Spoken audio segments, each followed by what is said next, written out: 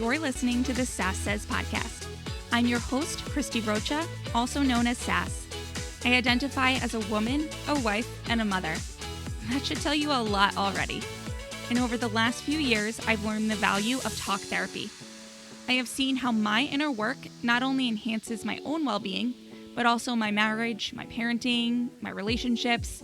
And in fact, you wouldn't be hearing this right now if it weren't for the work I've done. My mission is to debunk the misconceptions and stigmas around what therapy is and who it's for. Let's normalize working on our mental health and seeking help when needed. We've all heard of self-care, self-help, and self-love, but do you often wonder how to actually make it all happen? I do. You'll hear strategy-based conversations with professionals, as well as inspiring and validating stories from women who are just like you and me. Think of this podcast as the weekly therapy sessions you didn't know you needed, with a dash of sass, a lot of vulnerability, and me, relentlessly asking, but how? Hi. All right, my guest today is Amy Green-Smith. Amy is a certified and credentialed life coach and hypnotherapist, masterful speaker, and courageous communication expert. Amy uses her roles as coach, writer, podcaster, and speaker to move individuals beyond limiting beliefs and sabotaging mindsets to a place of radical personal empowerment and self-worth. With acute focus on helping people find their voice, Amy uses her popular weekly podcast called The Bold-Faced Truth to address issues of worthiness, self-confidence, and letting go of people-pleasing. Amy has been instrumental in aiding thousands of women in stepping into their authentic power and crafting lives they desire. She is highly sought after for her uncommon style of irreverence, wisdom, and humor, and has been a featured expert in Inspired Coach magazine and on Fox 5 San Diego. Okay, so, oh my God, Amy's awesome. You're going to love her. This conversation reminds me a bit of episode 43 with Heather Chauvin. It's a little less emotional for me, but equally as impactful and relevant. Also, they just kind of remind me of each other, especially in their approach, mindset, and delivery. Anyway, Amy shares the story of surviving an extremely religious childhood and how she survived religious trauma. She shares how to set boundaries with family and friends, how to exist in relationships with people that we have extremely different viewpoints and outlooks on life, and how to communicate what we want in relationships. Amy gives us specific language and examples on how to do all of this. We talk about self-development and deep dive guilt as well. All right, and before we get to Amy, I have to tell you about this amazing service that our friend Tara Clark has going on. Tara, who you all know and love from the super popular Instagram account Modern Mom Probs, and from episode 3 of the Sass Says podcast, launched Modern Mom Style Box. Modern Mom Style Box is a rental service that makes it easy to wear new clothes all month long without any stress or commitment. From seasonal staples to statement pieces, rent unlimited looks for just one flat fee of $60 a month. How amazing is that? All right, here's how it works. First, you browse. There are new items added weekly. And then when you find styles you like, you add them to your virtual closet. Add a bunch. Add all of your favorites. Once you do that, you'll be mailed 3 items at a time to wear as much as you'd like. When you're ready for something new, send all 3 items back, or you also have the option to buy your favorites at an exclusive discount and then get ready for your next box. You can effortlessly switch up your look all month long with an unlimited rotation of styles delivered right to your door. And trust me, I am a Modern Mom Style Box client, and it is as easy and wonderful as it sounds. So, if you want to try a new style, this is for you. Are you pregnant? This is for you. There are tons of maternity options available. I honestly wish I had this option when I was pregnant. Or are you perhaps like me in postpartum and not really feeling your pre-baby wardrobe? This is for you. Simply just busy and no time to shop? You guessed it. This is for you. You'll always have something new to wear with access to an endless wardrobe for one flat monthly fee. simply wear, return, and leave the rest to the team at Modern Mom Style Box. For me, the absolute no-brainer cherry on top is that Tara is us. She knows what we want, what we need, and I have 100% confidence in anything Tara does. So, check it out today. The link will be in the show notes. And here's Amy. Hey, Amy, thank you so much for being here with me today. Hey, Christy, we're going to have some fun. I'm excited to be here. Yes, you have such just like a lovely vibe. Like, I feel like I've known you already and I've only been talking to you for 2 minutes. Oh, I love that. I love that. Thank you for saying that. Of course. So, I guess I just want to get right into your work. Why do you do what you do and how did you get into it? Yeah, so I think for many of us who are in sort of the quote helping professions oftentimes have something that we've gone through and surmounted in our own life that ends up being our life's work. And my case is very, very similar to that. So for a bit of context, I grew up in a very ultra conservative, born again, evangelical Christian home.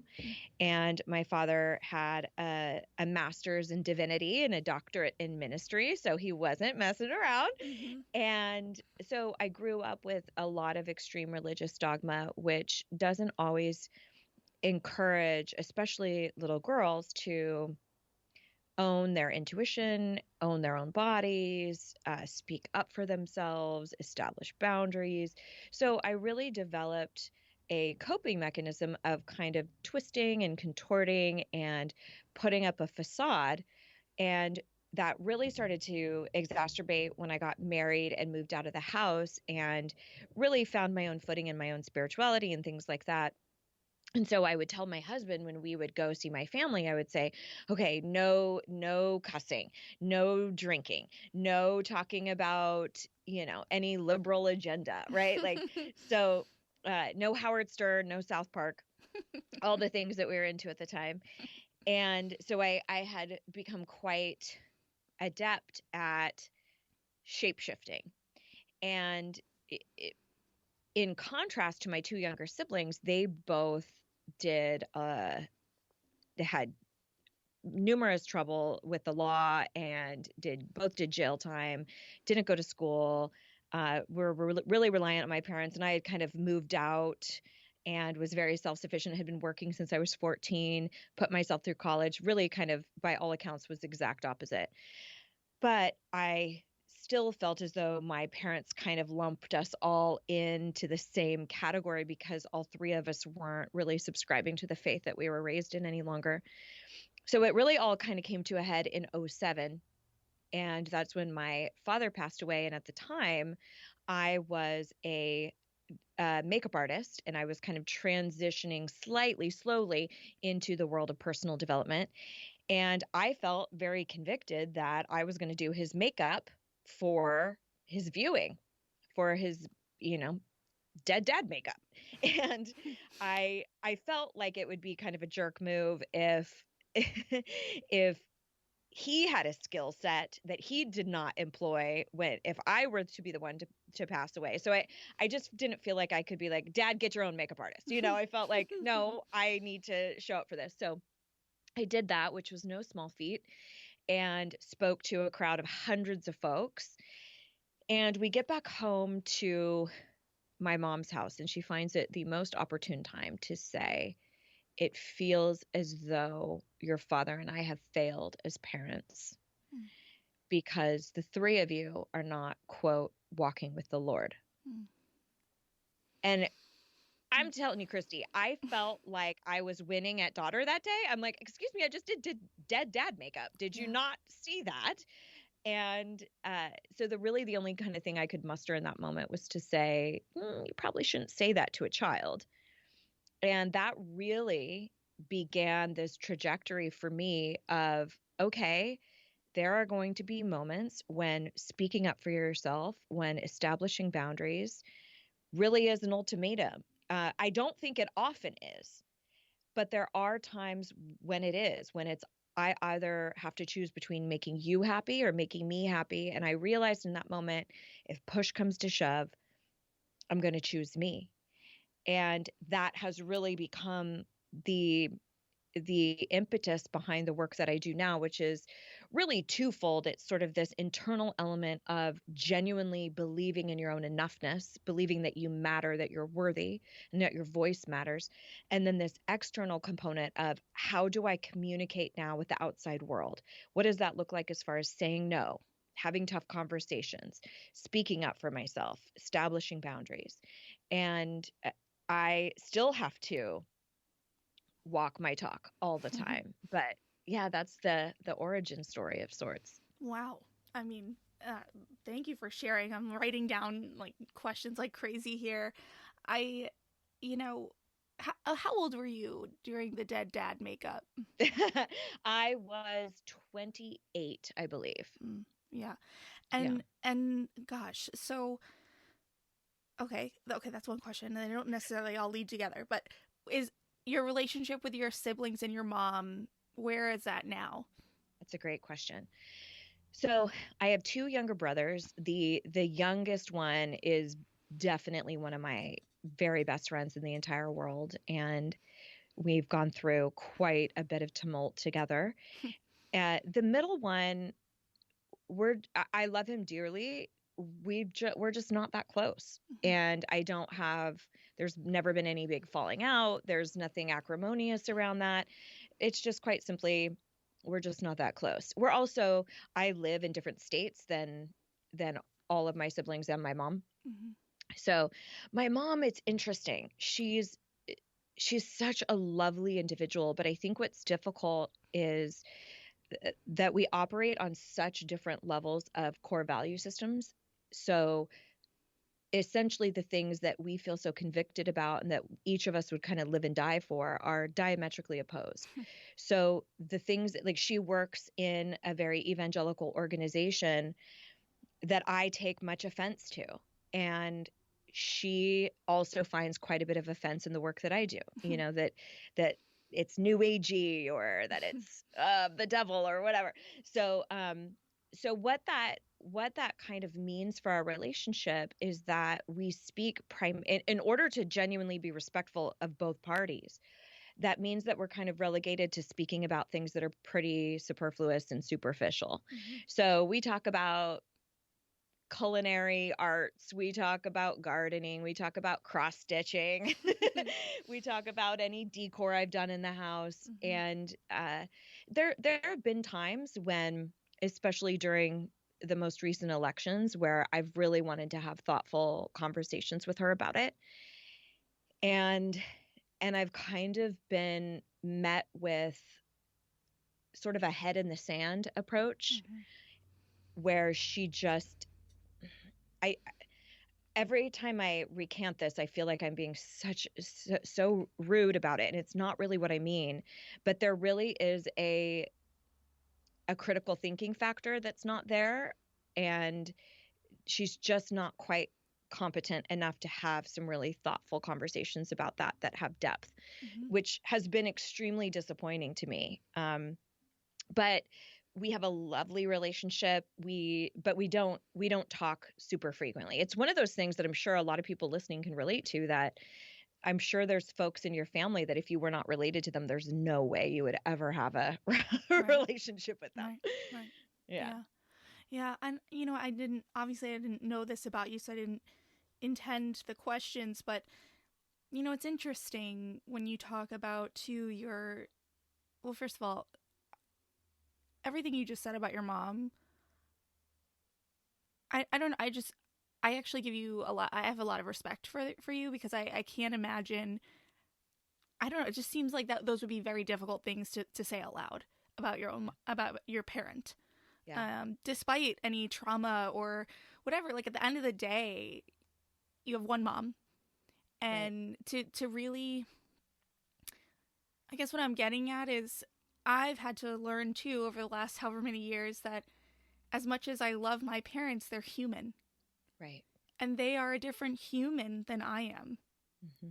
And I don't know, I spent so much time looking for how we were the same and always leaning on Yeah. those things. I don't know, I'm having trouble with the words, Yeah.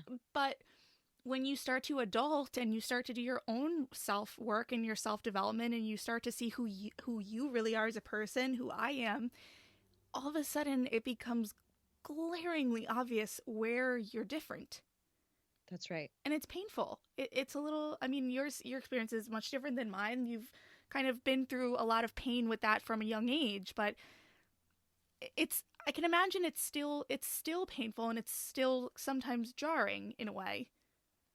I think it's also about genuinely allowing multiple dynamics to exist. Mm. So I think there's a way in which many of us think if I have, if I really admit that something that I went through at the hands of my parents was legitimately traumatic for me, which I fully 100% feel as though I am a religious trauma survivor. Mm-hmm.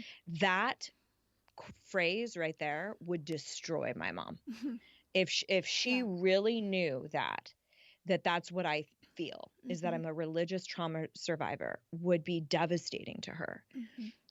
It's recognizing that I'm allowed to have had that experience and for that reality to be true. And I can hold at the same time that she never behaved out of malice, that every single thing that both her and my father did, I 100% genuinely believe came from the purest of intent. Mm-hmm. That doesn't mean it didn't cause harm. Right. So it's allowing all of those things to coexist. And instead of what I think many times we think is, if I have that belief about something I experienced, it could even be with a friend or a coworker or something, that must mean I hate them, or I'm mad at them, or I can never forgive them, or it has to be this real interesting binary. And I don't think that's the case. Mm-hmm. It's allowing those things that are kind of seemingly opposite to coexist. Yeah. And it feels like you have that same sense with your sibling who you're not as close with. I mean, I feel like I have siblings too, and I don't know. I mean, I feel like that's even a little bit. I'm really struggling with my words today, but I think that it's so refreshing, I guess, to hear, hey, I love him, but we're just not that close, and it just is what it is. It doesn't Right. mean, like you said, that you hate him, or that you dislike him, or he hates you, or this, or it's like contentious. Does he reciprocate those feelings? I honestly don't know. Mm. We just don't talk that much. There was a time in my 20s, and I'm in my 40s now. So when I was in my 20s, there was a time when I felt like because I was the oldest, I really had a lot of responsibility to Mm-hmm. initiate and maintain these relationships with my younger brothers. And again, they were in and out of jail, so there was a lot of Mm. a lot of things to manage with that. You can't always just get a hold of them, and there were a lot of tumultuous things there. I think also I was in a huge self-discovery place, just with the coaching curriculums and things like that I was studying, that I kind of went, okay, I want to be the best version of myself. And I started really noticing that there wasn't much reciprocity, specifically with my middle brother. Mm-hmm. And it's I kind of did this little experiment, probably subconsciously, where I just decided I'm not going to reach out and let's see if there's ever a relationship. Like, if Mm-hmm. I don't put forth the effort, is there any reciprocity? And there Mm-hmm. really wasn't. And Mm-hmm. I don't at all think that comes from a place of malice. I also speculate that I really think, in my very non-professional opinion, that he's somewhere on the autism spectrum. And Okay. so I think there are some ways that, like, social interaction doesn't make as much sense to him Mm-hmm. in the traditional, neurotypical fashion. Mm-hmm. So I also look at it from that perspective of, there's a lot of stuff that probably just doesn't make sense to him to just Yeah. pick up the phone and call or talk about. So Yeah. yeah, it's I don't have any resentment around that, or Yeah. weirdness. Okay. Thank you for sharing. Of course. I just, I think it's so interesting when someone can just say their truth and not feel any sort of way about it, in the sense that we have these traditional ideas about what family, quote unquote, should be. Right. And I don't actually think anyone has it. Like, anyone has that full traditional, Pleasantville version of all of these familial expectations and things like that. But it feels like there aren't a lot of people out there willing to talk about it. So I appreciate you doing so and kind of normalizing that, right? Like, all of our families have stuff. And I think it's a really detrimental and dangerous message to say family above all else. Mm-hmm. Or, I like to say, I don't believe blood is thicker than water. I think respect is thicker than water. Mm-hmm. So I don't think you stick by people who are abusive. I don't think you stay in a relationship that's disrespectful, whether that is with parents, with children, Mm-hmm. with siblings. I don't believe in that. And that comes from a really embedded belief that I matter. Mm-hmm. And which is really kind of the crux of the work that I do now and that I teach people about. And we miss that. And I also think disproportionately as women, or those who identify as women or femme, that there's this message of sacrifice. Yeah. Of you need to twist, you need to shapeshift, you need to take care of everybody else's feelings and emotions, and that's your sole responsibility. So I'll give you kind of a perfect example with my relationship with my mom. There had been multiple times where she would invite me to various church events, which I find really, really disrespectful, knowing that I'm an agnostic atheist. It's not something I believe in. Mm-hmm. I'm not inviting you to summer solstice circles or Wiccan ceremonies Right. or Right. There's a boundary there. Yeah. wanting to read your astrology chart, because I know that that's going to be incredibly hurtful and offensive. So I respect that. So in that exchange, I could be so focused on the pain that she's feeling and that she's incurring that I would stifle my own truth. Mm-hmm. And so what that might sound like is, oh, thanks for inviting me. I'll see what my schedule looks like, right? Mm-hmm. And lying. Mm-hmm. And so I really try to operate under this belief that do not allow your silence to make you a liar. The things that you do not say, the things that you do not speak up about, do not allow that to sell false goods, to make you a liar. Mm. So if how I'm showing up could be misconstrued as something else, that's on me. I really need to make sure that I'm crystal clear. Mm-hmm. So instead, what I said was, I so appreciate you thinking of me. I'll be really honest. That is not something that I want to partake in. I feel like I've been pretty clear about that. Here's what I can commit to with you. If I ever change my mind, you will absolutely be the first person who knows. Until then, my humble request is that you do not invite me to any more church functions or give me any type of literary work or book or anything like that. And I promise I will do the same. I won't give you anything that I think you would find offensive. She's not happy with that. Yeah. Absolutely not. Now, what I think many of us feel in those situations is we take on guilt. Right. We go, I must have done something wrong here if there's discomfort from that other person. If someone else is not happy with me, and again, disproportionately for women, we go, holy crap, I need to fix this. I need to make sure that I can smooth this over. And so we go and we take back our boundaries. We take back our confident speaking up for ourselves, and we go, never mind, never mind. So she wasn't happy with me about that, and she doesn't need to be. And I also recognize that in those moments, and this is something I think we don't talk about enough in personal development, really when you start speaking up for yourself, that oftentimes you will have dichotomous emotion. On one hand, you'll be so proud of yourself that you really took a stand. And then on the other hand, you'll have a boundary hangover where you're super bummed out that you're still at odds. Like there's a part of emotional intelligence here that we didn't see eye to eye. This doesn't feel settled. This feels rocky and uncomfortable. And that's part of the work, is sitting with that uncomfortable emotion instead of running back and trying to band-aid it up at the cost of your self-worth. Yeah. Yeah. Yeah. It's when you're not expecting to have to sit in that junk. Yeah. Oh my goodness. It's like you go into the process of the, like you said, the air quotes with the work, not knowing what to expect, but hopeful that some end result, right, that never comes really, is going to be the sunshine and roses and butterflies that Yes. that we picture. But it's not because there's no end result. It's ongoing forever. That's right.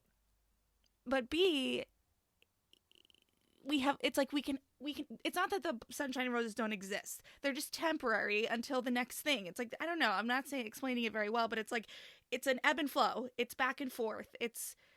We have to sit in junk to get butterflies, and then we're in butterflies for a minute, and then then life continues to happen, and then there's more junk, and then it's exhausting.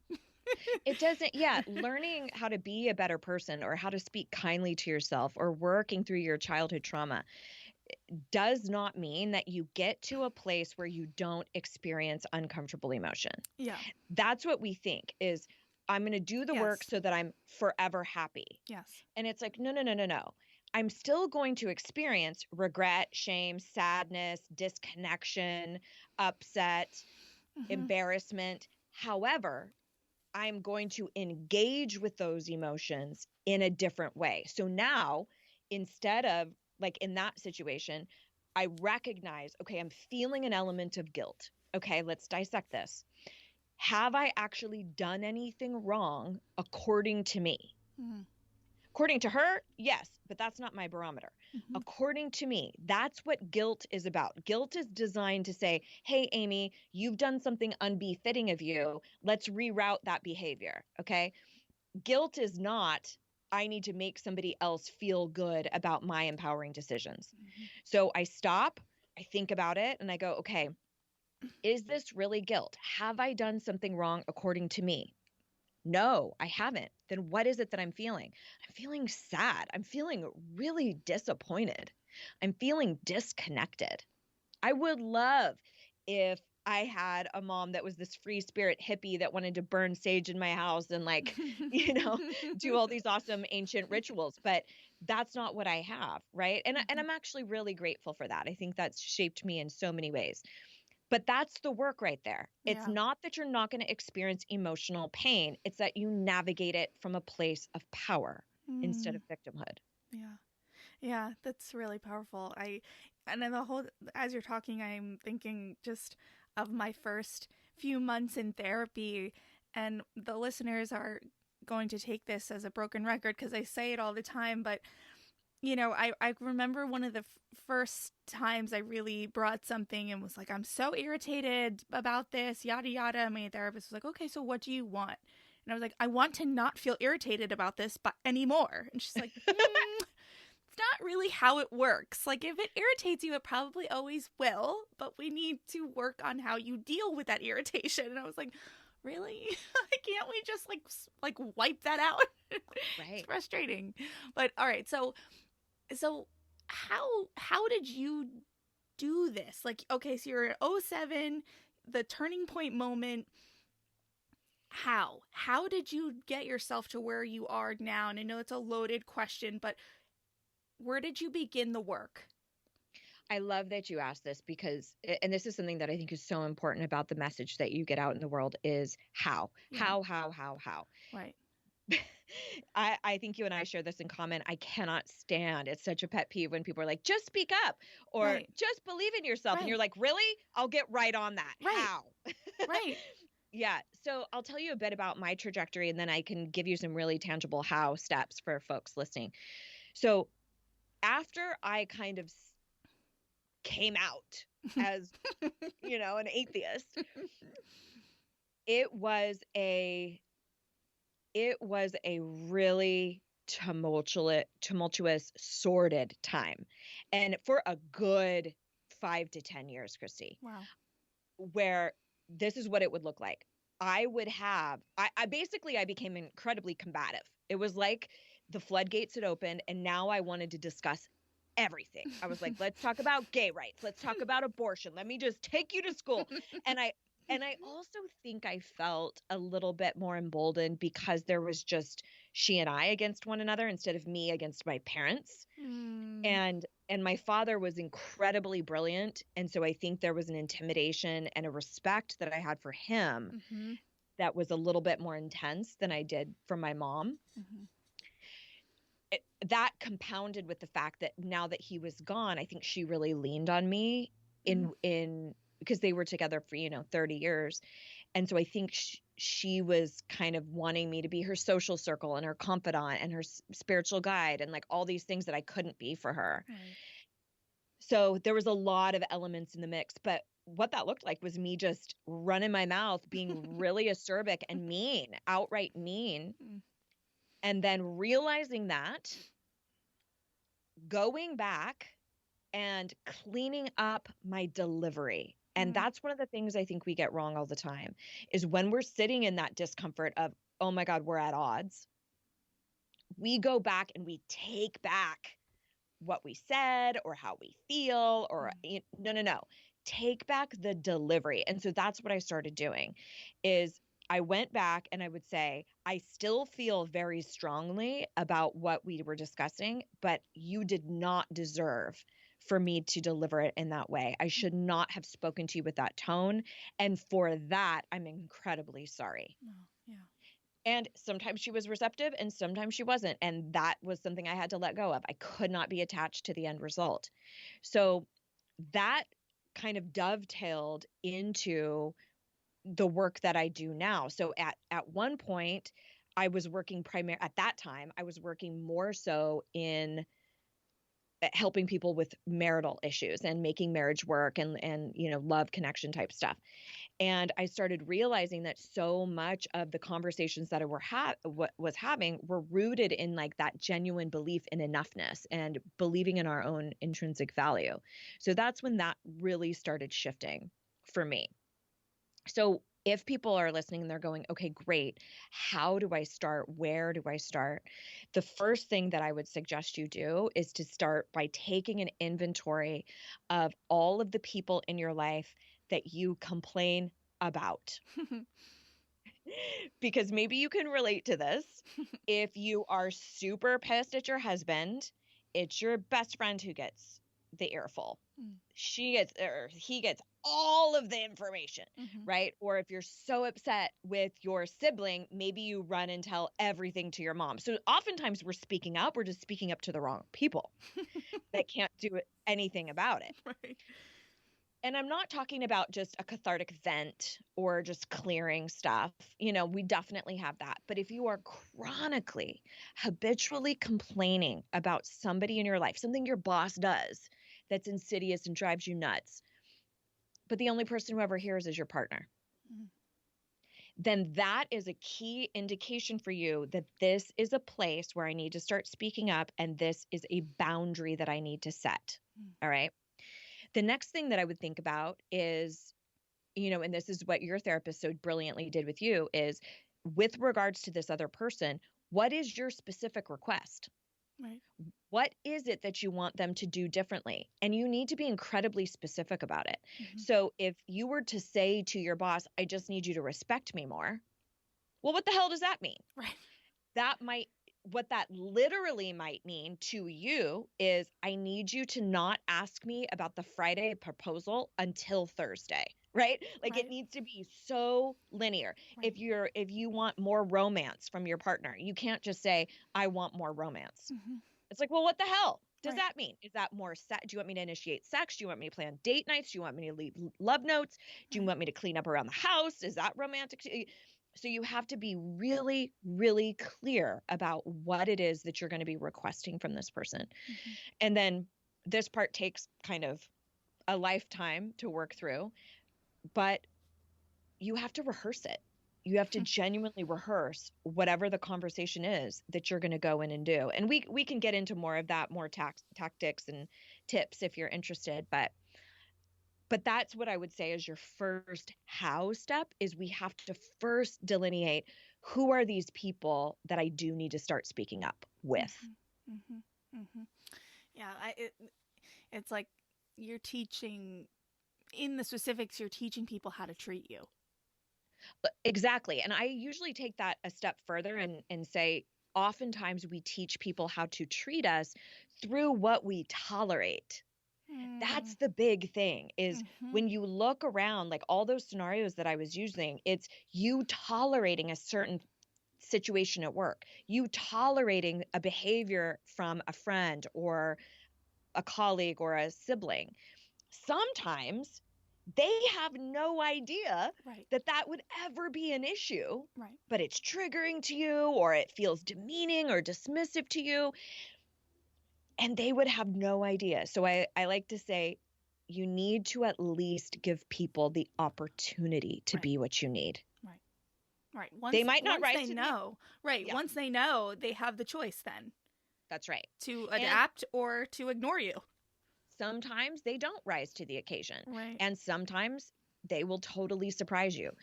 But that's on you. Yeah. If you're looking at your situation and going, well, I know what they're going to say. I know it. Well, you still haven't given them that opportunity. And I will also say that a majority of time when we feel wronged, when we feel victimized in a scenario, we go in guns blazing. Yeah. Like we go in ready for a fight. We go in like, I need to talk to you, or we need to discuss da da da da. And we don't go in with a soft start. And we also think that if I've been wronged, I get to be as vindictive and mean and snarky because they deserve it. Well, they shouldn't talk to me like that. And it's like, no. Would you respond well to you? Right. If you were coming at you like a bat out of hell? Like, would you be like, I can't wait to work on that? Right. If you were on the receiving end, you would not be doing that. Right. So our delivery is paramount. Yeah. You're immediately putting that person on the defense when you attack. Immediately. Yeah. Immediately. Yeah. So your tagline, speak up for yourself without being a dick. This is a lot of that, right? Like the approach. But it also occurred to me that as you're talking, it could also be taken as without being a dick to yourself. Absolutely. And so I'll take the first piece. I think many of us receive the message that we have two options, that we are either bold and brazen and we run all over people and we have to be kind of mean and snarky in order to get our point across. Or the other option is to be a total doormat, is to be a complete people pleaser. And we don't ever really explore the bevy of different options in between. So the major cornerstone behind my work is this notion of speaking up for yourself, but doing it with grace and kindness. I fully believe that you can ask for a divorce. You can ask adult children to move out of the house. You can quit a job or a business arrangement. And you can do all of those things with extreme kindness and grace and assertiveness. You can have that really quiet, confident power. And it is so much harder to dismiss somebody like that. If you're ranting and raving and screaming at someone, it's so easy to be dismissed. Like, oh gosh, what's wrong with you? You're so running away. But if somebody says to you, I'm going to be really clear with you that this is no longer acceptable, or this is something that I can't subject myself to. Here's my specific request. If that's possible, fantastic. If not, I'm going to need to make other arrangements.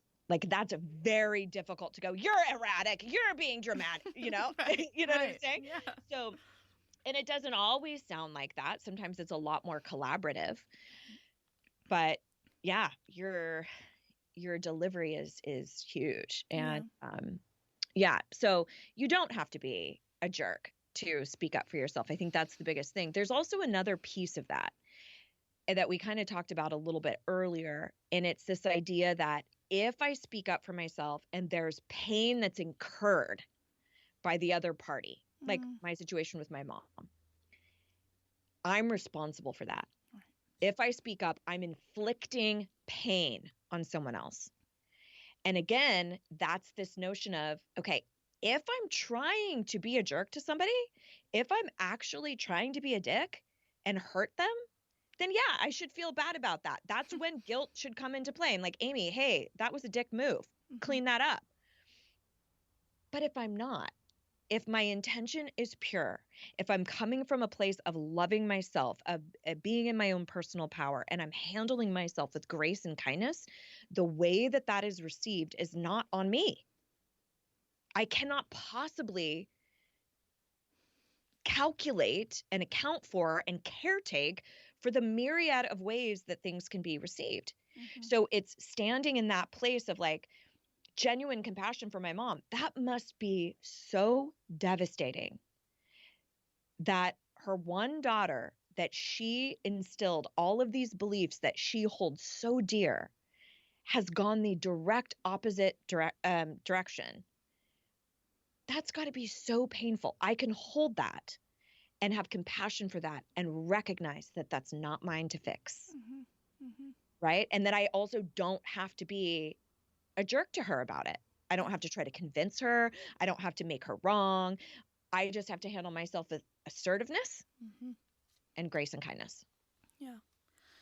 So I was jotting down, that we've talked about when we do approach someone with the dramatics and the intensity and the jerkiness, the initial response it tends to be defensiveness or dismissal. Right. And these are the negative results of doing things that way. The positive results of doing things that way are like, how would you describe that? Like, so someone listening is going, like, this is new information to them, and they're going, this is just how I talk. This is how I have found to be most effective in getting my point across, because if I don't do it this way, I'm not heard, or, just whatever the wiring is in their brain that's made it such that this is how they communicate. What can they really look forward to in altering this? That's a great question. Well, first of all, I want to say that there are times when grace and kindness don't work. There absolutely are. I don't think that it's an always and every time sort of situation. I do think there are certain folks who have to be met with a level of almost aggression before they will really learn. Okay. And I also will say this too, that when I'm talking about advocating for yourself or speaking up, I'm talking about situations where you are physically safe.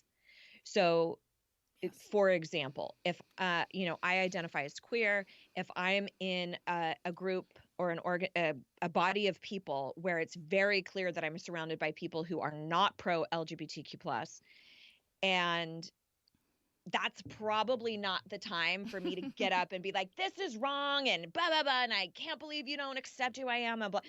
Like, that's probably a time when actually people pleasing might keep my ass safe. Right?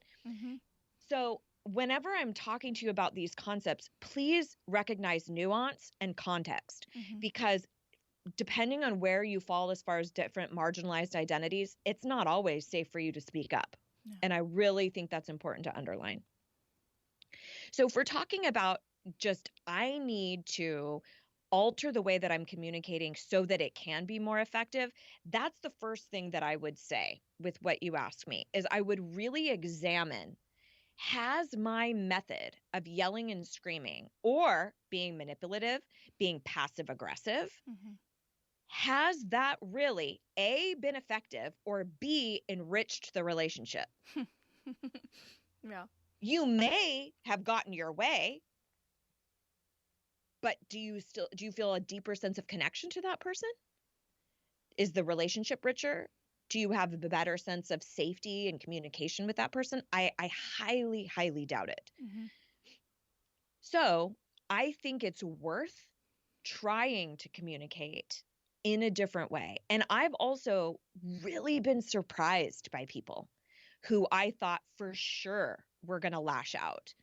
But when I tempered how I approached the conversation, Mhm. I was met with that. We will naturally mimic emotion as humans. So, for example, if I'm driving along and I cut somebody off accidentally and I don't realize it, and that person just starts yelling and screaming and flipping me off and cussing me out, my instinct in that moment is usually to retaliate. It's never is it ever, oh my gosh, you're right. What could I do differently next time? I think here's how I'm going to reevaluate my driving. That is never, ever what happens. Right. We either go fight or flee, right? We go, oh my God, I'm so sorry. And we cower and we hide, or we get combative. That's typically it's not this thoughtful connection. Right. So we will naturally mimic that emotion. So think about that when you go into a conversation. If you want to elicit vulnerability, concern, empathy, you have to embody that going into the conversation. So what that sounds like is something like, hey, I'd really love to run some stuff by you. There's some things that have been really on my mind that have really been bothering me. And I realize that I've never told you that. And it probably would be a total shock to you. And that's wildly unfair. So here's what I'm asking. I would love to just kind of tell you what I've been thinking, what's been running through my mind. And then I'd really love to get your perspective. And then you own it. You say, here's what I've been making up. Here's what I've been feeling, what I've been seeing, what the conclusions I've been coming to. Instead of you do this, you do that, blah, blah, blah. You can say, it seems as though has been some moments of neglect. Anytime you can remove the you out of it, it tends to be a less blamey thing. But yeah, softly starting up, going into it with the emotional levity that you want to have mirrored back to you. Yeah, it's really powerful. And it works. It works. It really works. It's shocking. Yes, it really is. It's I just finished a Brené Brown book, and she talks about exactly that idea of actually approaching someone and saying, here's what I've been making up about this situation. And she gave an example of like being in a meeting, and a employee of hers brought up a topic, and she was like, you know what, we're going to table that for the moment, blah, blah, blah. And he came up to her after, he's like, I made up in my head that you don't value this topic that I've been pouring my heart and soul in because you wanted to move on. And she's like, no, I actually want to establish an entirely separate meeting because it's so important for us to go over this topic. And if he hadn't done that, he would have spent however long thinking Brené Brown doesn't care about the work I'm doing for her. And it's so true. And I think I love that because it puts it on us, right? It puts it on us. It's not coming from this attacking point of view. It's like, I make up stories in my head. We all do. Yeah. And here's how you're involved in that story. Am I right or am I wrong? Am I on to something? Right. That's right. So there's two things that I want to say about that. One of them is a story that I have that's very similar. And then the other thing I want to mention is around the language. So a lot of times I will say, use the language of, I want to share with you how I interpreted an event. I want to tell you, I want to express to you what I'm making up in my mind. I want to share with you the conclusion that I've come to and see if I am off the mark, right? So you're using that language of like taking it on yourself. The only caveat I will say here is if you are with somebody who is highly narcissistic and never, ever looks for their part in the matter, this type of a language, I just want you to be aware that they will go, well, I'm sorry you interpreted that way. Right. Well, I'm sorry you feel that way. Right. And if they say like, well, you're the one interpreting it that way, I can't control how it lands. I can't control. And if that happens, chronically, one off here and there, yes, Right. we're all defensive. I get it.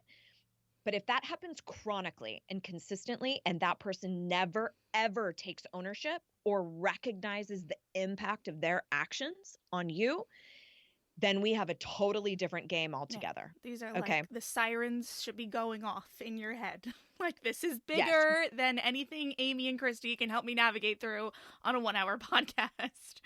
But I think it's important to know, because a lot of times, and I'll talk to my students about this, where I'll say, my advice to you to have a conversation with your really, level-headed, thoughtful sister is going to be worlds apart than how I'm going to talk to you about dealing with somebody who's actually abusive or who's actually narcissistic. That is a different communication pattern.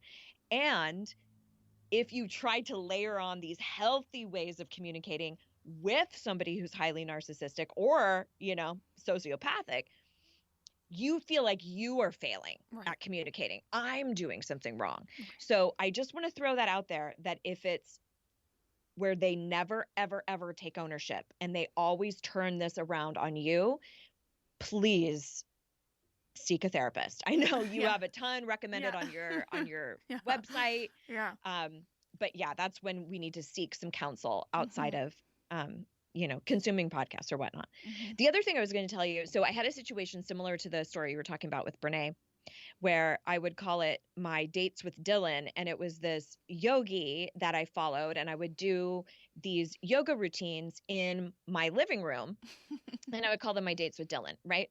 So this was many years ago, before we were, probably about 5 or 6 years ago, before we were moving to Charlotte, North Carolina. We were living in California and we were doing some remodeling. So my husband had a bunch of the patio stuff pulled into the living room where I normally did my workouts. So all my husband says, the only thing he says is, "Are you still doing your dates with Dylan?" Okay. And then my mind goes, he is not attracted to me anymore. He needs me to be more physically active. He thinks I'm gross. He thinks, why aren't you taking care of yourself? And I start making this whole story up. So, being the coach that I was, I just said it. I was like, babe, I need to tell you where my mind just went just now. And you need to tell me if I'm onto something at all. And so I told him. And he goes, no, I was just wondering if you needed me to get all the crap out of the living room and so that you could have space. Right. It was from a totally altruistic, sweet place. Right. Now, that's not always the case. Right. He could have said, yeah, I'm genuinely concerned that you're not as mobile. We're getting older. I think it's important that you move your body. And now we have a totally different conversation on our hands, which is fine. But at least I'm not going down that portal of soothsaying and making up all these stories, because what happens when we do that is we then start gathering evidence to support that story. So if I had thought he thinks I'm gross, and then let's say we're watching a show and he goes, "Oh wow, I really like that dress on her," I might go, "Oh, he's attracted to all these other people and he's not attracted to me anymore," because it will feed that narrative. But instead, we nipped that in the bud right away. And then it was not a thing at all. But think about how many things you let stew and fester and build as a story because you just don't have a thoughtful conversation about it. Yeah. Meanwhile, I thought you were going to say he was like had a problem with Dylan. I thought he was going to be like jealous of this person on the TV. I think at one point he may have said, "I don't love it that you call it a date." Right. But he's such a feminist now. I think he would be like, "I can't believe that was ever." I mean, we've been together for 25 years, so it's not. Clearly, I'm not going anywhere. He's over it. Yeah. Dylan's not a threat. Okay, so one thing that you've said a few times, and it's a huge thing, so do your best. Loving yourself, personal power. I mean, they're wonderful concepts, and I feel like I'll speak for myself. I have moments where I feel them, and I have moments where I'm like, yes.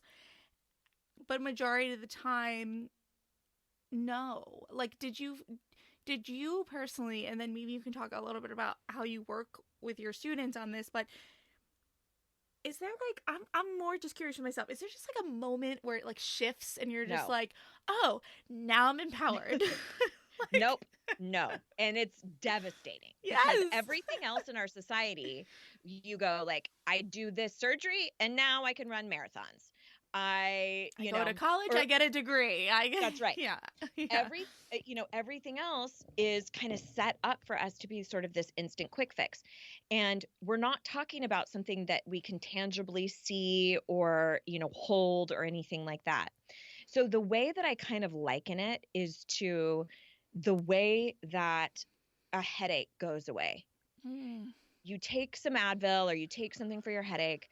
There is not a moment where you're like, headache gone. But usually what happens is let's say you're playing with your kids or you're jumping on the trampoline and it dawns on you like, oh my gosh, my head doesn't hurt. Mm-hmm. Mm-hmm. That is what personal development is like. It's when you are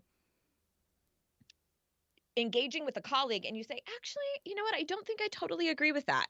And you go, where did that come from? Who's that talking? That's how it shows up in your life.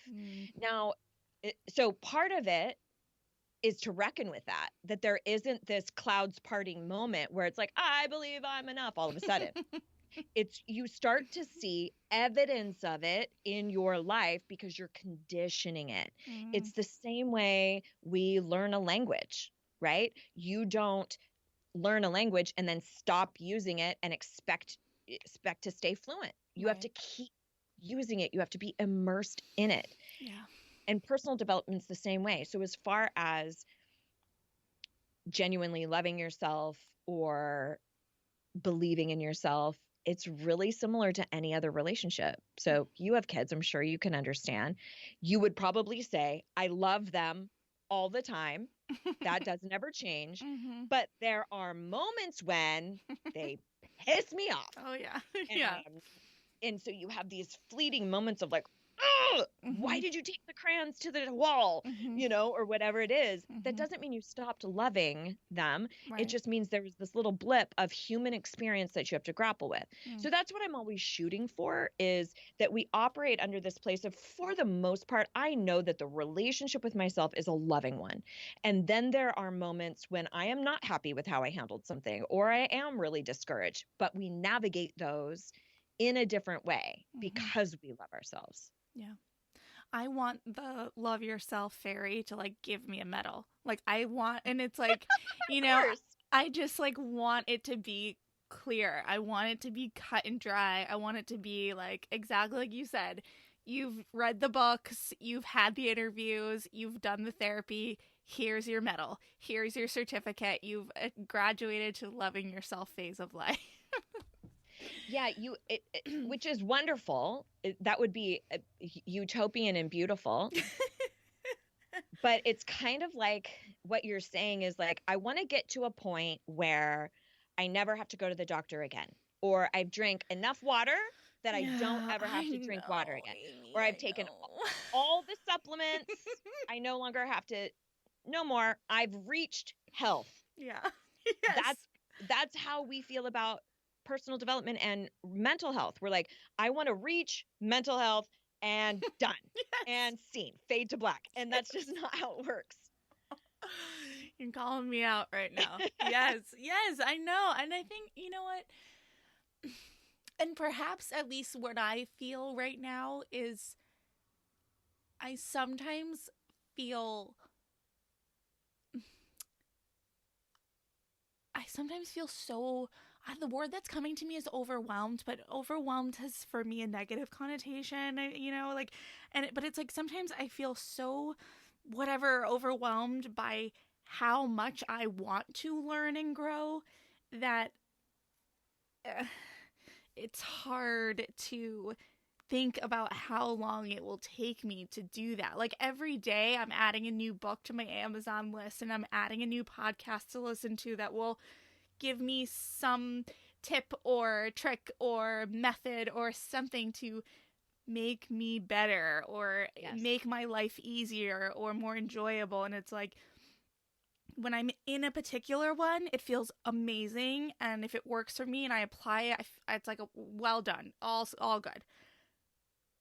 But when I go to my Amazon list and there's like 50 books that I haven't read yet and I haven't like consumed, it just like, oh gosh, it sometimes has the reverse effect of like I have so much work to do. Yeah. And then as I was talking too, I was thinking about how my, love yourself fairy is or could be taken as still needing an outside source of validation. That's interesting. It could be. Like needing someone else to recognize that I've done the work. Yeah, there definitely could be something there. I mean, that's kind of how we're all set up, is Right. to get the grade, Right. Right. get the A+, get the accolades. And I think that's fine. I think it's okay if we enjoy validation. It actually feels good. And I am not one to run from pleasurable experiences. I think the problem is that we go, I'm not valuable or worthy unless I get that. And that's a different contingency. That's a problem. Yes. So here's what I would say for you. I have a kind of saying that I work with that is, we cannot keep collecting personal development. That's perfect for me. You have to implement it. Yeah. So I use the analogy of, if let's say you wanted to get a really rockin' core, you want really ripped abs.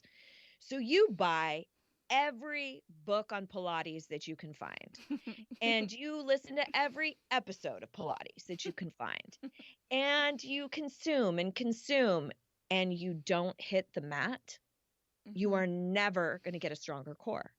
You absolutely have to hit the mat. So it's not about the consuming, it's about the implementing. So what I would say to you is, if you are implementing anything, you're growing, you're doing it, you're in the middle of the work. If you're consuming, you're just hoarding a bunch of great ideas.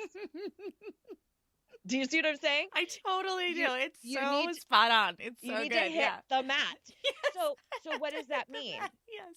So what does that mean? What does that actually look like? So in whatever it is that you're consuming at the moment, it's what's the actionable step, right? So for today, maybe it's, okay, I need to really evaluate, and taking some pen to paper and go, who are those people that I chronically complain about that I haven't spoken up to? And maybe it is then inviting somebody to have a conversation. Then it's using the tools. Maybe it's saying to a family member, hey, do you have some time to talk next week? I'd really like to run some stuff by you. That's what doing the work really means. Yeah. Or it is noticing that you made a mistake, and then having a commitment to say to yourself, every time you make a mistake, you say, pencils have erasers for a reason. I get the human hall pass. I'm human, right? Like, you engage with the mistake differently. Instead of going, oh, Christy, what is wrong with you? Yeah. You change what you say in that exact moment. That's what it means to hit the mat. Yeah. It's implementing the tools instead of just consuming them. Yeah, I love that. It's definitely the smack in the face that I need a lot. All right, so just in the last few minutes here, can you tell me a little bit about your coaching program and how it would be that for someone to work with you?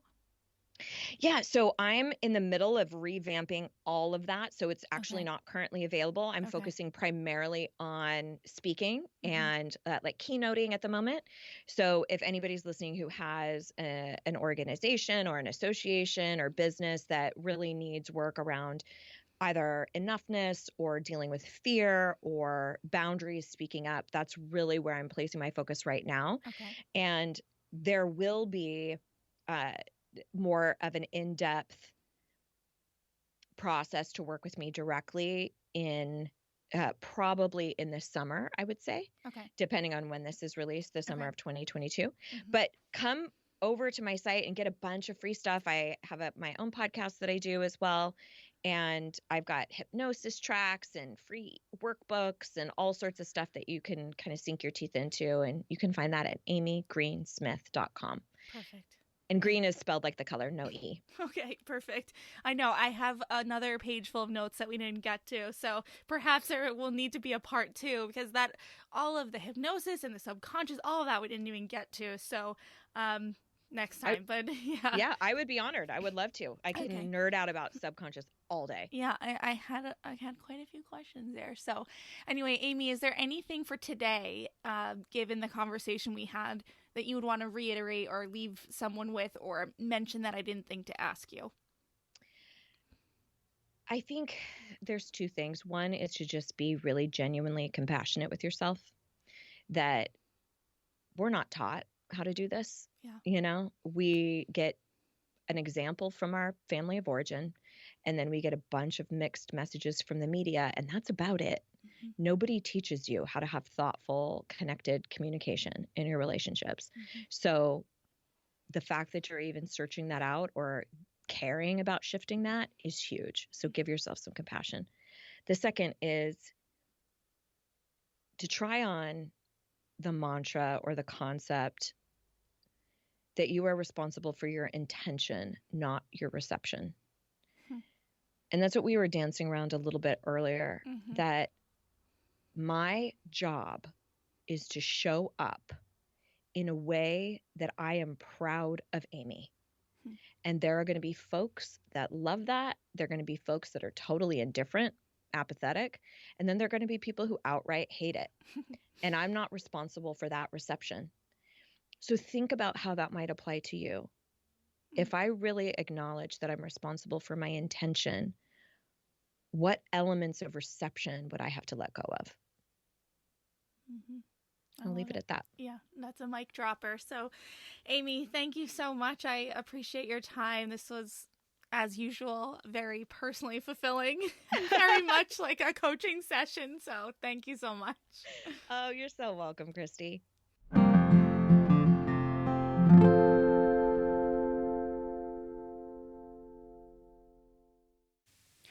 Oh my God. So good, right? Oh, Hit the Mat has stuck with me since I interviewed Amy, and it's helped me so much to get my nose out of the books and into actual life. I told my therapist about this interview, which is always a good sign, and we really ran with this idea of, as Amy said, collecting personal development. She literally called me out and didn't realize it, but that is what I've been doing. I'm just collecting development here and there and, implementing things at a snail's pace. And on one hand, sure, that's life. On the other hand, I can certainly recognize that I was in a period of collection rather than collect and implement. You got to have both. Anyway.